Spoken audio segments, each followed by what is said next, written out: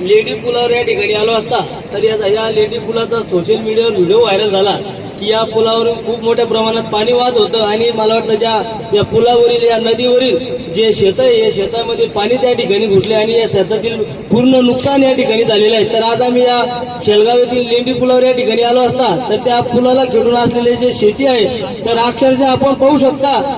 की आपण पाहू शकता की अक्षरशः त्या आईने आता सांगितलं की मागच्या वर्षी आम्ही 40,000 रुपयाचं मटेरियल म्हणजे खडी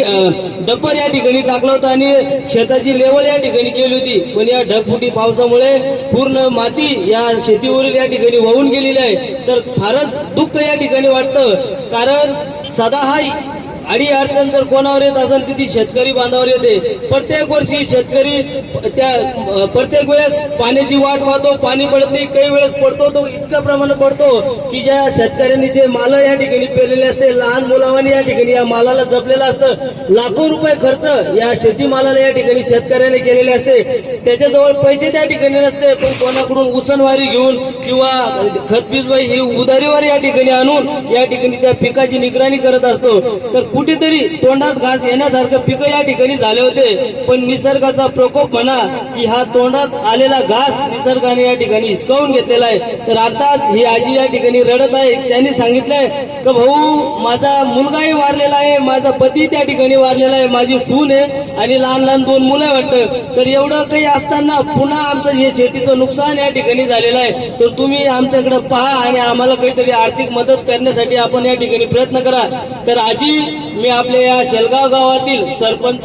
सदस्य पोलीस पाटील यांना एक विनंती करतो की राजकारण मतभेद बाजूला ठेवून आज हा सगळ्यावर संकट या ठिकाणी आलेलं आहे, तर आपण शासकीय कर्मचाऱ्यांना जे तलाठी असेल मंडळ अधिकारी असेल यांना भेटा, यांना आपल्या गावात आणा आणि प्रत्येकाची नोंद कागदोपत्री या ठिकाणी करायला लावा, कारण तुमची कागदोपत्री नोंद कधी झाली तर ती नोंद तुमची शासनाकडे त्या ठिकाणी जाणार आहे आणि जेव्हा तुमची नोंद शासनाकडे जाईल तेव्हा तुम्हाला या ठिकाणी नुकसान भरपाई देण्यात येईल। तर मी पोलीस पाटील साहेबांना एक विनंती करतो की आपल्याकडे बऱ्याच गावामध्ये आता ते सगळीकडे त्या ठिकाणी ते अधिकारी जाऊ शकत नाही, पण टप्प्याटप्प्यानं काय ना आपल्या गावामध्ये त्यांना घेऊन या आणि या लोकांचे जे नुकसान झालेलं आहे या नुकसानाचा त्यांना सर्वे करायला लावा आणि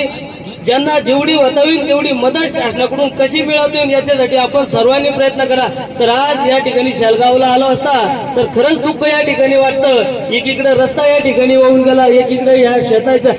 शेतामध्ये पाणी या ठिकाणी म्हणजे एकदम भुईसपाट या ठिकाणी झालेलं आहे, गुडघे इतके खड्डे शेतामध्ये या ठिकाणी पडलेले आहे। तर खरंच निसर्गाचा प्रोग निसर्गापुढे कोणाला जाता येत नाही। तर आज वकील साहेबांनी या ठिकाणी सांगितलं की कोणीही नुकसान जरी तुमचं झालं पण आत्महत्येचा विचार मनात आणू नका, कारण पैसा फेडला जाईल। जर कोणाचे देणं घेणं असेल त्याला सांगा का भाऊ दुष्काळी परिस्थिती आहे, ओला दुष्काळ या ठिकाणी पडलेला आहे, तुमचे पैसे आज न उद्या आम्ही या ठिकाणी देणार आहे, पण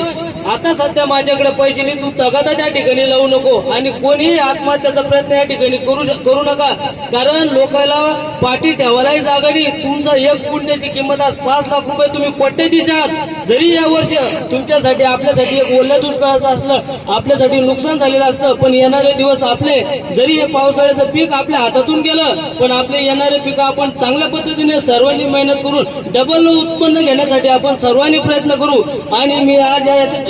या शेलगाव या ठिकाणी आलो असता तर एवढं सांगणे की कोणीही आत्महत्याचा प्रयत्न करू नये किंवा मनात विचार या ठिकाणी आणू नये, सर्वांनी एकूण आराला जरी काही अडी अडचण असली सर्वांनी एकमेकाला मदत करा, कारण मानवता हाच धर्म मेन आहे, बाकी पैसा हा येत राहील जात राहील। आणि राहिला शासनाचा विषय तर मी या व्हिडिओच्या माध्यमातून शासनाला सांगू इच्छितो की आपण सरसकट या ठिकाणी नुकसान भरपाई देणार आहात, पण ती नुकसान भरपाई कोणती असेल की ज्या लोकांचे शेतात नुकसान त्या ठिकाणी झालेले आहे, त्यांचे पिकं त्या ठिकाणी खराब झालेले, पण जे नदी काठातील जे तळ्याकाठातील ज्या जमिनी ह्या जमिनी त्या ठिकाणी वाहून गेलेल्या आहे, एकदम म्हणजे पुऱ्या जमिनी त्या ठिकाणी वाहून गेलेल्या आहे, तर त्याची वेगळी सूची करून या लोकांना वेगळी नुकसान भरपाई या ठिकाणी देण्यात यावी। मी पटेल साहेबांना सांगू इच्छितो की ज्या वेळेस मंडळ अधिकारी असो किंवा तलाठी असो त्यांना इकडे येऊन दाखवा की यांची नुकसान भरपाई म्हणजे मालाचंच नुकसान या ठिकाणी झालेलं नाही तर त्यांची जमीन सुद्धा या ठिकाणी वाहून गेलेली आहे, तर यांना वेगळं नुकसान भरपाई देण्यासाठी आपण त्यांच्या संपर्क साधून त्यांना आपल्या गावात आणा, तुम्ही अडी अडचणी त्यांच्या समोर मांडा। आज या ठिकाणी सर्वजण जमले, त्यांचं मी या ठिकाणी धन्यवाद व्यक्त करतो।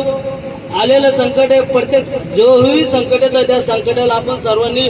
एकत्र येऊन त्याच्यावर मात द्यायचं असतं. येत राहील जाऊ द्या, आजचा दिवस जरी आपला वाईट असला पण येणारा दिवस आपल्या चांगल्या पद्धतीने या ठिकाणी राहणार आहे. धन्यवाद.